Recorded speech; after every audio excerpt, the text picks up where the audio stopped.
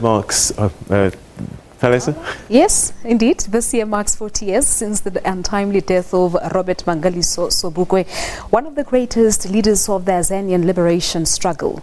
To commemorate the day, the Office of Research and Graduate Studies in the University of South Africa College of Human Sciences is to host a panel discussion in remembrance of Sobukwe with the theme, Remembering Sobukwe 40 Years On, a Silent Voice of Liberation. This, of course, happens tonight, and our reporter Abongile Dumako is there for us. Abongile, good afternoon to you. Thank you so much indeed for coming through. It's going to be quite an interesting discussion. Who is expected to be there, and what can we expect from the panel discussion? Good evening, Palisa. Certainly a lot is expected this evening, as indeed the discussion will resume in about 15 minutes from now. According to their program, they're supposed to start the program at 6 o'clock. Of course, a lot of issues are expected to be on the table as they will be discussed here. Amongst those issues is the fact that there's this belief, or there's this concern, that the legacy of the late Robert Sobukwe, 24 years into democracy, seems to be silenced or continued to be silenced by those who are in authority, something that concerns those who are sort of linked and aligned to this foreign hero. Amongst the panelists who will be partaking in this discussion tonight is Mohau Peko. She's a political activist joining me now, actually. Good evening, ma'am, to you, and thank you so much for your time. It's a critical discussion that is going to take place here. Tell us more about this concern of Tate Robert Sobukwe's legacy seemingly being silenced. 40 years after his death, it seems like a real enigma that all the classified documents concerning Robert Sobukwe have never been released, even by the present government, which means that we will never hear a voice recording of his thought, of his speeches. There is nothing that exists anywhere. There's nothing about his writings, so that we can begin to understand what was going through. During the time of the apartheid, there was the Sobukwe Clause, which is the only law that was ever made for an individual to keep them incarcerated. And we need to have closure. And the only way we can get closure is to lift the silence around why this man was incarcerated, why this man was incarcerated for being an activist, for fighting for the freedom of his people. And that is a very noble cause. But we have no idea what has happened to any of the recordings, any of his thought. Basically now, the discussion is going to take place in the next 15-20 minutes. In this instance, where we want to find closure as to what happened to Ndate Sobukwe. What can we expect then from you as the panelists, in as far as sort of trying to find ways to sort of go towards this closure that we're looking for?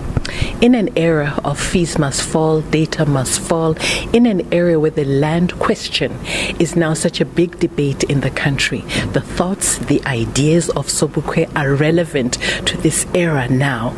And what it does, what this panel really helps us do, is to really unpack the thought, the ideas, and the silencing of why he has been discarded by history, discarded by the present government as well, and why he has been silenced in terms of recognition for the role that he played in our country, in liberating this country. So tonight I think that it's really unpacking, going back to the Sobukwe Clause, looking at it, picking it out and unpacking what was inside there, what was behind the reason for the Sobukwe Clause and the silencing of Sobukwe himself. And for us, the discourse is very relevant in that we need to be able to bring this discourse into the political spaces that we are in now. The young people, when you listen to their fees must fall and a whole range of other campaigns on campuses across this country now, are beginning to discover this Sobukwe who resonates, with their issues, who resonates with the question of education, resonates with the question of healthcare, resonates with all all these youth, 75% of them, who will reach the age of 30 and have never worked a day in their lives. So they also want to understand, why was Sharpeville, why did Sharpeville happen, and what did we benefit from that, and why is that silenced?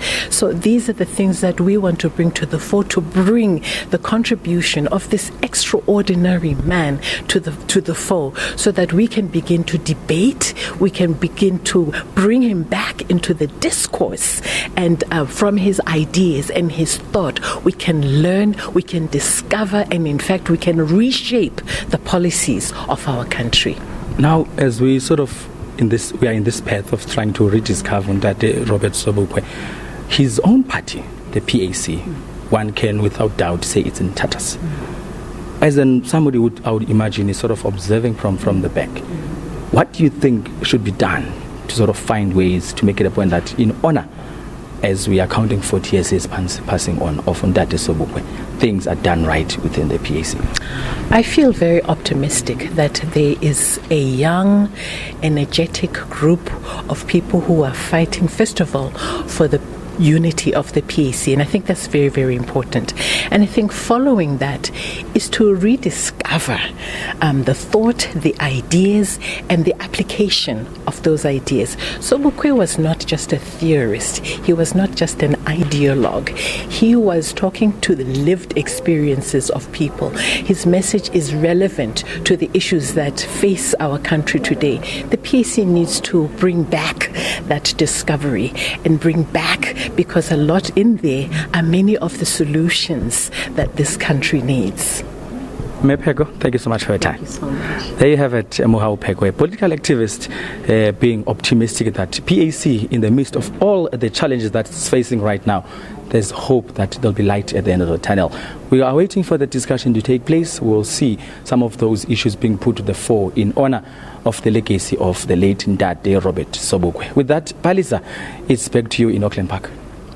All right, Nkosi kakhulu there to our reporter Abongile Dumako live from Johannesburg here. Do stay tuned, of course, to the SABC News channel for more reporting on that particular discussion. Now, moving along.